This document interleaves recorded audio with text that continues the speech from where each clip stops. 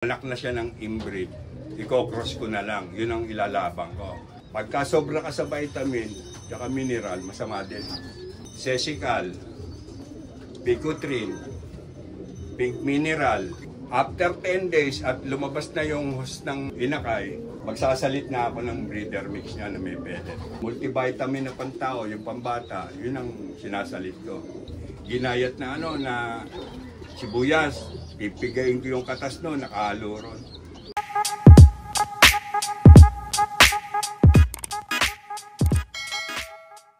Yan ang third generation ng Bandibro. Ito mga kalapatid, so White Bandit. Baby Root, across the Rosalind Chew. Gandang ibon mga kalapatid, so ito. Pang off color, sa mga mahilig sa off color, oh. Matibay siya, matibay, kahit umuulan. Tsaka kagandahan sa kanya, kahit mainit, hindi pumuputok ang bagwis niya. Yan yung mga solid yung bagwis niya mga kalapatid. Makakapal talaga. Yung pati tatak, kita pa eh. Nag-iipit talaga ako ng White Bandit. Talagang paborito ko. Kasi matibay, subok na. Makunat magsiuwi. Talagang lipad pogi lang talaga. Kada mag-off-cross ako, kukuha ko yung isa ang ililipad, yung isa may iwan. Ganun lang ang ginagawa ko. Kasi nga, siyempre tumatanda ang mga ibon. Naghahanda na ako na maaga. Kasi mahirap na yung mawalan ka ng kursunada mo, i-develop mo. Ganun lang ang ginagawa ko. Yan. Eh sir, baka may magtanong na viewers natin mag-out ka ba ng mga magiging anak panan? Eh depende. Hindi naman ako madamot eh. Yan, ito mga kalapatid, so i-PM nyo na lang si Sir Miguel. Gandang ibon, no? Sa panlaban, cross ang gusto ko, naka-cross lang. Pero mataas yung pangko-cross ko. Ibig sabihin, galing na siya sa F1. Anak na siya ng inbreed. I-cross ko na lang. Yun ang ilalabang ko. Naglilipad din ako ng inbreed. Yung anak na maglola, anak na magkapatid, yung tinatawag na F1, first family. Lahat ng kadugo, pinagbabangga ko yun. Talagang kung subok lang na subok. Eh, ganun talaga eh. Wala ka namang ibang kukuning linyada. Ayoko kasi ng ibang may pumapasok na line. Gusto ko yung dati kong line talaga, yung mga old line. Mahilig talaga ako sa old line. Kasi nga, dahil sa kunat nilang magsiuwi, talagang uwit-uwi ang lamang yung umuwi kaysa mawala. Yun. And maraming salamat, Sir Miguel. Pagdating naman po, sir, ng breeding, ano yung mga supplements na nabibigay mo sa mga ibon mo? Sa akin, almost ordinary.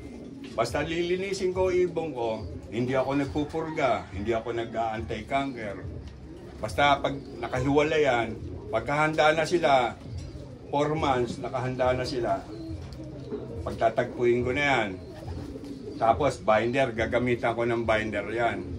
Sangkap talaga na para ma-develop yung buto, lusog ng ibon, pakpak, sigla. Pag nag-anak na hanggang sa mga itlog, yon. Pag nangitlog na, babanat na ako ng ordinary. Ordinaryong patuka na lang. Puro may pellet. Yung ginagamit ko ng pandulo ng derbihan, yun din ang binibigay ko sa kanila. Walang palitan yun. Pag namisa ng ibon, siyempre, unang anak nila, maliit pa, gumagamit ako ng developer crumble, 10 days. Dire-diretso yan, puro crumble. After 10 days at lumabas na yung host ng inakay, magsasalit na ako ng breeder mix niya na may pellet. Ganun lang yon. After 10 days uli, babanat na ako ng mix na Magic 7. Yung ginamit kong panimula nung bago ko pagtagpuin yung magulang, ganun na gagamitin ko hanggang sa alisin ko na yung pichon. Lagay ko sa flyer. 1 month, puro ganun ang gagawin. Pumapasok yung mix hanggang sa bawasin. Pagka naturuan na, papasok na yung normal na patuka. Puro normal. Hindi ako gumagamit ng basta-basta ng antibiotic maliban sa malala. Ganun lang yon. Sa Inakay sir, may sinusubo pa kayo? Wala na. Kasi naandun na sa sangkap na binder eh. Naandun na yun eh. Yung sabuto, multivitamins, yung ideal, yung panunaw, nandun na. May uling akong kasama eh. Okay lang sir, mag-share ka sa amin ng mga ginagamit mo pang breeding, yung mga pang binder mo, yung ibang gamit mo sir. Ano?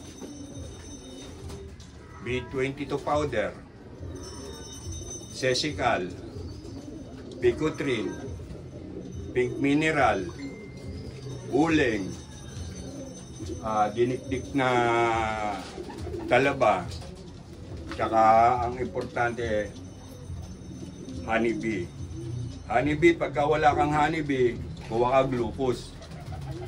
O kaya yung pakumbo, maglaga ka pakumbo, yung asukal na yung pulang-pula, yun ang gamitin mo. Parehas lang yan. Basta ang importante, meron kang pang-mix. Pagkatapos, multivitamin na pantao, yung pambata, yun ang sinasalit ko. Ascorbic acid. Yun lang sa breeding, sa mga pigeon, gano'n. Hanggang sa lumaki, gano'n na yun. Babawasin mo lang yan. Pagka yung natututong lumipad na yung ibon, nag-viewing na, ino-normalize mo lang yung pagkain, normal na. Kailangan ma-adapt na nila hanggat maaga. Kasi pagka sobra ka sa vitamin, tsaka mineral, masama din. Tapos huwag kang matakot sa yung mga sakit-sakit na lalo one eye cold. Tanim ka ng oregano sa inyo. Oregano, bawang, hindi tatamaan na ibon mo.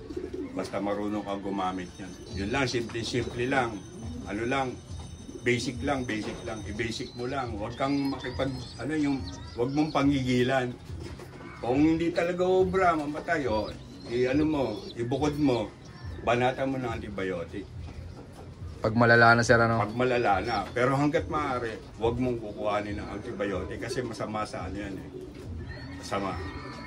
Hanggat maaari, hanggang sa derby, ayokong gumamit ng antibiotic. Puro, lang ako, yung, tawag doon, yung bawang, oregano, bali kasama na plastic, sibuyas, isang magamit ako turmeric. Pagka walang turmeric, dikdik ka ng luya, 5 pisong luya lang katapat niya, yung dilaw. Dikdikin mo yon, katas lang naman kukunin mo dyan eh. Pero mabisa talaga turmeric. Plus apple cider. Balatan mo, iwa-iwa yung maliit. Babad mo sa apple cider. Lagyan mo ng bawang yung apple cider. Yung papainom mo. Yun tuwing Monday yun sir? Hindi, tuwing Miyerkules mo na yun. Miyerkules pala. Kasi basta Lunes, Martes, cleansing, flushing ka. Kahit walang derby, lagi mong gagawin yun. Kasi nga, hindi ka naman gagamit ng antibiotic eh. Kailangan nakaproteksyon yung ibon mo. Lunes, Martes, meron kang flushing, tsaka kahit di ka magpurga, yun na yun. Pati itlog ng bulate, tanggal dyan. Sa bawang, tsaka Pagpapaligo naman, normal lang din. Gumagamit lang ako ng plain water,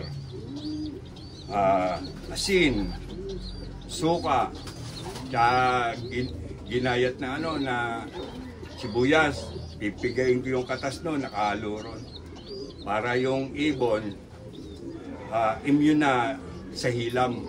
Yung mga bulate ng mata ng ibon, natataboy na ng ng tapang ng suka tsaka sibuyas. Simple-simple lang pamaraan, mura-mura lang.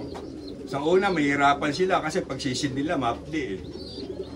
Pagluluwa talaga yung ibon eh. Pero huwag mo alalahanin kasi nalinis yung mata nun. Kesa bibili ka ng pamatak, magkano? 180. Ang original, yung branded kulang 500. Pambili na ng patoka yun. Oo nga sir. Ganun lang, simplihan mo lang. Kasi pagka hindi mo sinimplihan, magigigil ka.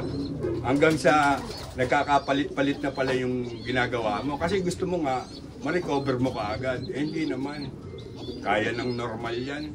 Pagka immune na yung ibon mo sa ganyan, hindi natatamaan yan. Pagka sipon-sipon lang, oregano lang katapat yan. Paghalak sir?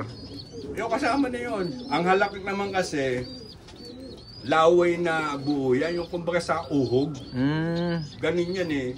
O di pagka hindi nakuha ng oregano, hanggat maaari kunin mo. Trisulak lang, pwede na dyan. Basta mumurahin lang, pag-aapatin mo lang. Pagka malalang malala, amtil, pag-apatin mo. Kaya lang, hanggat maaari, huwag mong gamitan nun. Kasi iba yung normal yung lakas ng ibon. Yun, tama nga naman. Iba yung normal. Yan, maraming salamat po, sir. Yun, shoutout sa inyo lahat mga kalapatids. Maraming salamat syempre sa solid yung suporta. At yun, bago matapos tong video to, meron ulit pala tayong pa-shoutout ngayon. Shoutout kay Boss Mark Santos at kay Sir Jerry Labutap. Shoutout din kay Kambal Lop, Zia, at kay J. Andre Lop, at kay SGT PH from Imus, Cavite. At shoutout din kay Boss Juby Makoy at kay Cesar S. Care. Shoutout din kay Boss Romel sa Kilayan. Shoutout din kay Albert Kailo at syempre kay Rafael Ancahas. At shoutout din kay Boss Roque Orbiso. Yan, maraming salamat sa patuloy yung suporta mga kalapatids. At abangan nyo yung part 4 nung napanood yung video. At sa mga gusto pang magpa-shoutout dyan, mag-comment lang dyan sa baba. At syempre, makikishare na yun. So yun, keep watching and God bless you all. Thank you.